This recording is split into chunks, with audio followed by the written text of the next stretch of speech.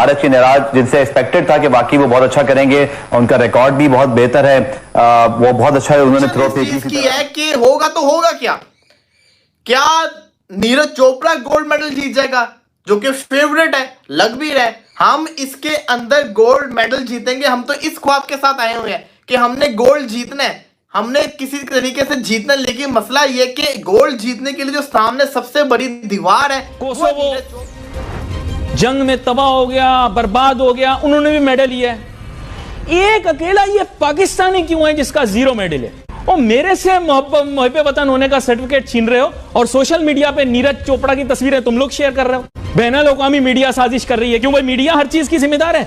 ये तो अपनी बेइज्जती करा रहे हो, अपनी 0 मेडल लेकर आ रहे हो। ये शेर है तो उस जंगल का जो शेरों का शेर है वो नीरज चोपड़ा निकल आया है। नीरज चोपड़ा ने पहली अटेम्प्ट के अंदर 89.63 मीटर की थ्रो फेंक दी और उसने बाकी सबको परेशान करके रख दिया। नीरज चोपड़ा फाइनल में पहुंच चुके हैं। बहुत बड़ी खबर, खुशखबरी के तौर पर जानकारी आप तक पहुंचा दे कि पेरिस ओलंपिक से बड़ी खबर इस वक्त आप तक पहुंचा रहे हैं। आखिरकार जेवलिन में नीरज चोपड़ा ने कमाल कर दिखाया है। फाइनल में यहां पर एंट्री हो चुकी है। पहुंचे नीरज चोपड़ा। 8 अगस्त को नीरज का फाइनल मुकाबला होना है। जी हाँ, नीरज का सीजन बेस्ट 89.34 का स्कोर है। टोक्यो ओलंपिक के गोल्ड मेडलिस्ट रह चुके हैं नीरज। तो 8 अगस्त को नीरज का फाइनल मुकाबला होना है। उसमें एथलीट्स को इतनी इज्जत दी जाती है, उनका इतना ख्याल रखा जाता है कि कोई भी एथलीट होता है उसकी बाकायदा तौर पर जो एसोसिएशन फेडरेशन है वो उसका ख्याल रखती है, हुकूमत उनको पैसे देती है।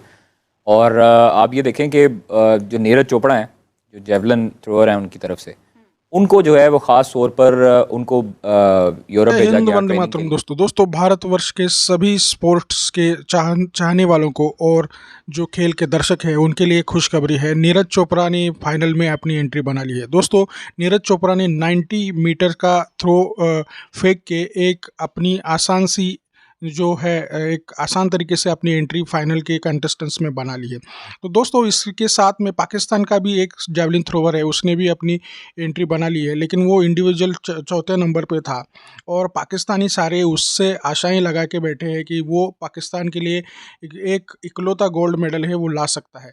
लेकिन अभी नीरज चोपड़ा की जो एंट्री है, दमदार एंट्री देख के पाकिस्तानियों की जो नींद उड़ गई है, क्योंकि नीरज चोपड़ा ने टोक्यो में भी ओलंपिक का गोल्ड कमाया था और अभी भी वो यही इतिहास दोहराने वाले हैं। तो दोस्तों, पाकिस्तान की जो आशाएं थी वो पूरी मिट्टी में मिल गई है, तो उसके ऊपर पाकिस्तानी भड़क गए। तो आइए देखते पाकिस्तानियों का क्या रिएक्शन है। मगर उससे पहले आप मेरे चैनल पर नए हो तो प्लीज चैनल को सब्सक्राइब करिए और वीडियो बहुत मजेदार होने वाला है, वीडियो अंत तक देखिए। मैं मिलता हूं वीडियो।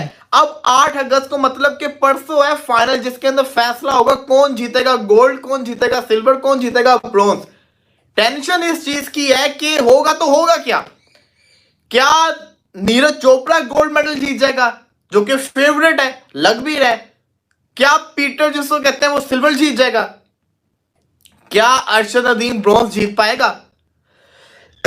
हम तो ख्वाब लेके बैठे हुए कि हम गोल्ड मेडल जीतेंगे, हम इसके अंदर गोल्ड मेडल जीतेंगे। हम तो इस ख्वाब के साथ आए हुए हैं कि हमने गोल्ड जीतना है, हमने किसी तरीके से जीतना। लेकिन मसला यह कि गोल्ड जीतने के लिए जो सामने सबसे बड़ी दीवार है वो है नीरज चोपड़ा।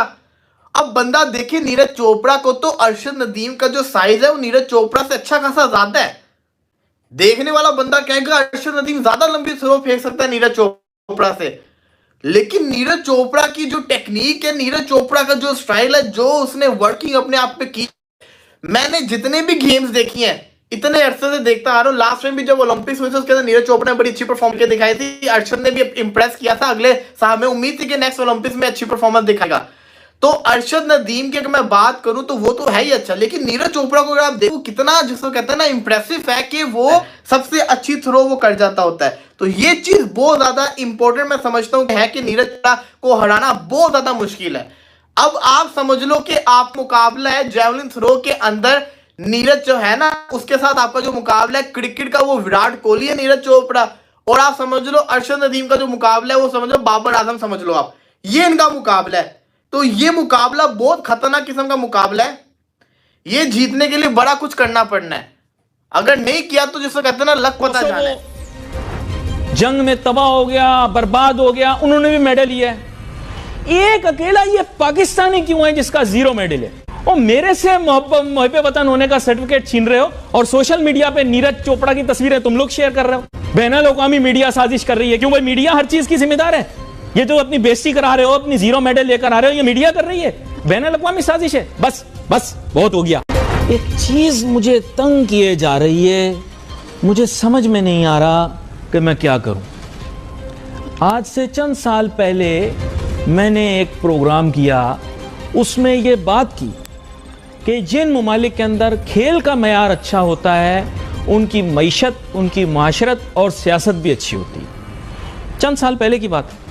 लोगों ने मजाक उड़ाया कि यार ये कैसी बात कर रहा है। मैंने कहा साहब, जितनी तरक्की याफ्ता खुशहाल अक़वाम है, वहाँ पर खेल यानी स्पोर्ट्स का मयार फर्स्ट क्लास, और जितनी अक़वाम जिनकी तरक्की की रफ्तार जो है वो कम है, मईशत जो है सुस्त रवि का शिकार है, गरीबी ज़्यादा है, मुफलिसी ज़्यादा है, बेरोज़गारी ज़्यादा है, वहाँ खेल का मयार थर्ड क्लास। अब नाजरीन, मेरी इस बात की नफ़ी हो गई।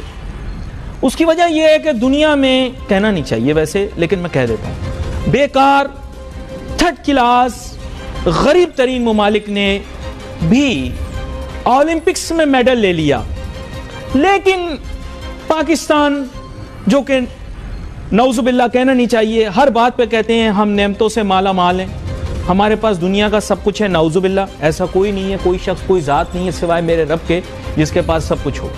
लेकिन पाकिस्तानी कहते हैं हमारे पास सब कुछ है, नौजुबिल्ला कहना नहीं चाहिए। लेकिन दरिया, समुंदर, पहाड़ हैं, दुनिया जहां की सारी चीज़ों का ढंडोरा पीटने के बाद स्कोर क्या आया ओलंपिक्स में? 0। जो नीरज चोपड़ा हैं, जो जेवलिन थ्रोअर हैं, उनकी तरफ से उनको जो है वो ख़ास तौर पर उनको यूरोप भेजा गया ट्रेनिंग के लिए, और ट्रेनिंग करवाई जा रही है उनको वहाँ पर उनको यूज़ टू करवाया जा रहा है वेदर से। और हमारे जो एथलीट हैं वो अभी तक यहाँ पर ही हैं, गर्मी में ट्रेनिंग करते रहे हैं। हालांकि होना ये चाहिए था कि जो पेरिस है उसका मौसम जो डिफरेंट है पाकिस्तान से, पाकिस्तान में सख्त गर्मी है, वहाँ पे मौसम डिफरेंट है, वहाँ के वेदर कंडीशन से उनको यूज़ टू होने के लिए उनको भेजना चाहिए था और पहले ट्रेनिंग करवानी चाहिए थी। लेकिन अनफॉर्चुनेटली यहाँ पर आवे का हवा बिगड़ा हुआ है। यहाँ पर कोई हमारा कोई बिल्कुल भी स्ट्रक्चर नहीं है किसी किस्म का। हम लोग किसी तरीके से ग्रास रूट लेवल पर तो अमल दरामद करते ही नहीं है। तो इसलिए हमें चाहिए कि हम अपने एथलीट को जो उनकी रिक्वायरमेंट्स हैं, एक तो पर्ची सिस्टम ख़त्म होना चाहिए, एक आपको मेरिट पे तमाम एथलीट्स को लाना चाहिए। अब एक अरशद नदीम है जिससे आपको होप है कि गोल्ड मेडल आएगा, बाकी 6 से आपको होप नहीं है। कुछ तो वाइल्ड कार्ड एंट्री हैं, शूटर्स हैं, और फिर आपका अरशद नदीम है। तो ये तो चीज़ें हैं हमारी कि हमारा जो है वो क्वालिफायर सिर्फ 2 जो है वो गेम्स हैं, बाकी कोई क्वालिफायर ही नहीं है, वाइल्ड कार्ड एंट्री है। और वो फाइका है एक एथलीट हमारी जो 100 मीटर में जाएगी, जो पाकिस्तान की इस टाइम पर तेज तरीन लड़की है।